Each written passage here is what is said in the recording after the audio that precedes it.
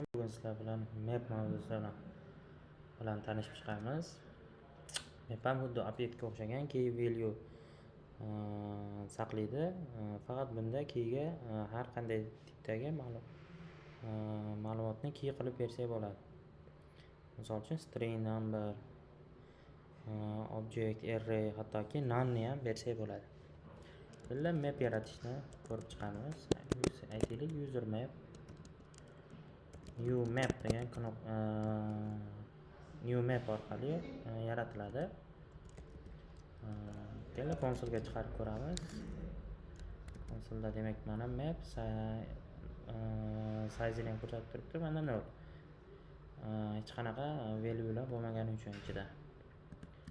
Endi user mapga set orqali key value qo'shib ko'ramiz. Misol uchun name va qaytadan konsolga chiqarib ko'ramiz. Mana ko'rib turibsizlar, demak mana bu ko'rinishda chiqadi map. Name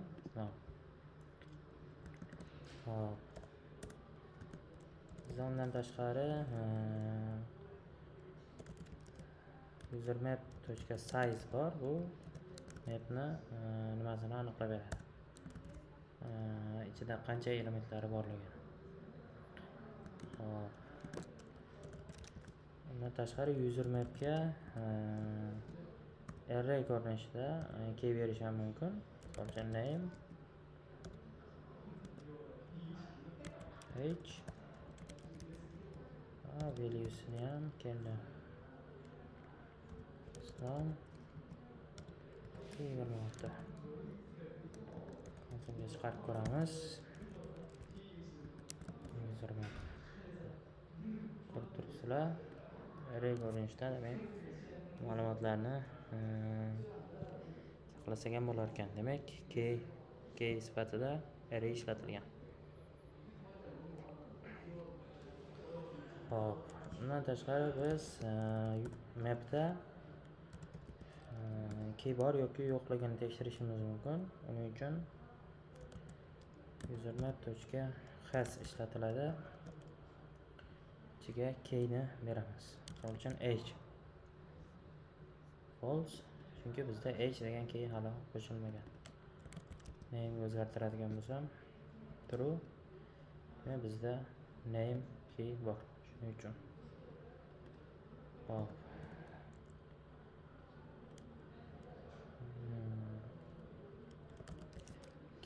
User map.delete bu o'sha bergan key orqali ma'lumotni o'chirib tashlaydi. Misol uchun name ni o'chirib tashlaymiz. Konsolga yana qaytadan chiqarib ko'ramiz. Demak, name o'chib ketdi, faqatgina shu array ko'rinishida kelayotgan ma'lumotimiz qoldi. Hop. Bundan tashqari user mapga setlarni zanjir ko'rinishida ishlatishimiz mumkin. Misol uchun name islom va set h bermoqda. Console log user map.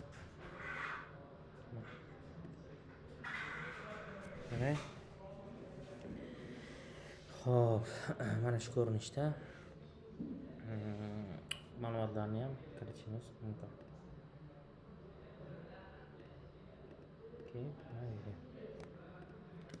Hop, endi iteratsiyani ko'rib chiqsak, mapni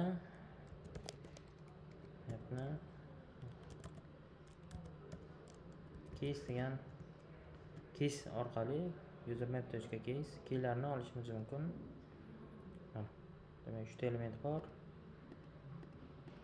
Value, array va h.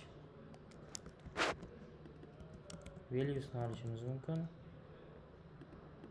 Demak, valuelarni chiqarib berdi. Demak, shu case value orqali iteratsiya qilishimiz mumkin. For yordamida aytaylik key for of ishlatiladi bunga. User map. Console log. Okay.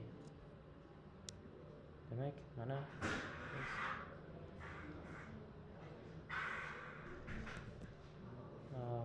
ajratib turish uchun oldiga key yozib qo'yaylik. Ko'rib turibsizlar.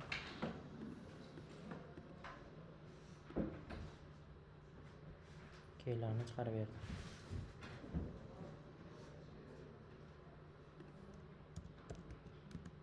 Endi mana. Endi to'g'ri bo'ldi. Name age. Hop, undan tashqari valuesni ishlatishimiz mumkin. Bunda demak valuelarni chiqarib beradi.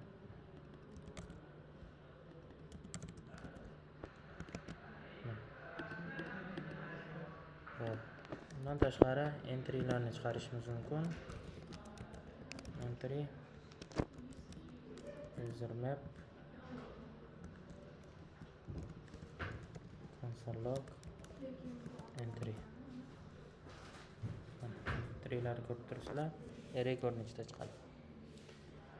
Xo'p, undan tashqari maplarda for eachni ham ishlatishimiz mumkin. Birinchi bunga value beriladi, keyin mapni o'zi. Console log valueni ko'rsak, demak valuelar undan keyin key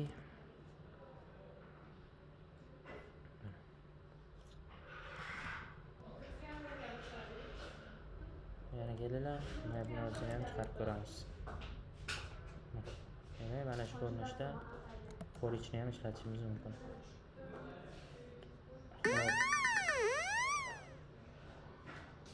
Endi objektdan mapga, mapdan objektga o'tishni ko'rib o'taylik.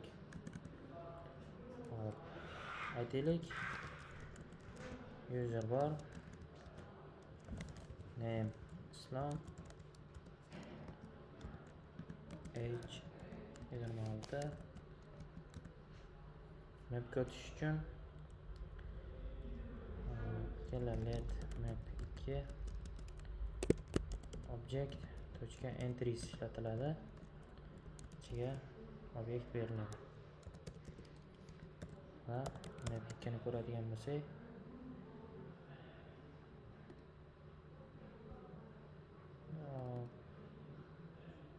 hozir new map object.entries. Demak, mapga o'tkazib berdi. Endi mapdan objektga qaytish uchun object.entries ishlatiladi. Entries emas, from entries. Ichiga map beriladi. Console log yana obyektga o'tkazib berdi. Xo'p, mana shu mapni xususiyatlari. Qachon real proyektlarda qaysi joylarda mapni ishlasak bo'ladi? Misol uchun userlar bor bizda, users array id bor.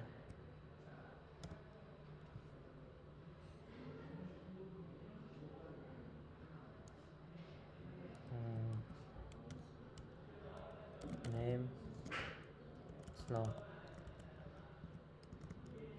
ID 2. Name John misol uchun. Hop. Usersdan bitta map bor mana. Let user array map. Demak, new map. Userlarni fetch qilganimizda, uni bir marta map ga kirgizib qo'ysak, users.forEach user id keyga id ni beradigan bo'lsak, user.id va userni o'zini. Bir marta hop konsolga chiqarib ko'raylik. Users. Demak. Users emas, users. Map. Users array. Array map. Mana ID'lar bo'yicha saqlangan, keyga ID'lar berilgan. Va qaysidir user bizga ID orqali kerak bo'lib qolsa, biz shunchaki users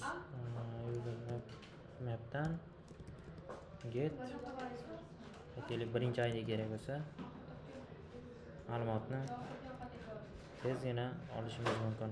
Ya'ni find orqali har safar usersdan topishimiz shart emas. Bir marta map yasab qo'ysak bo'ldi. Mana shu holatda ishlatish mumkin.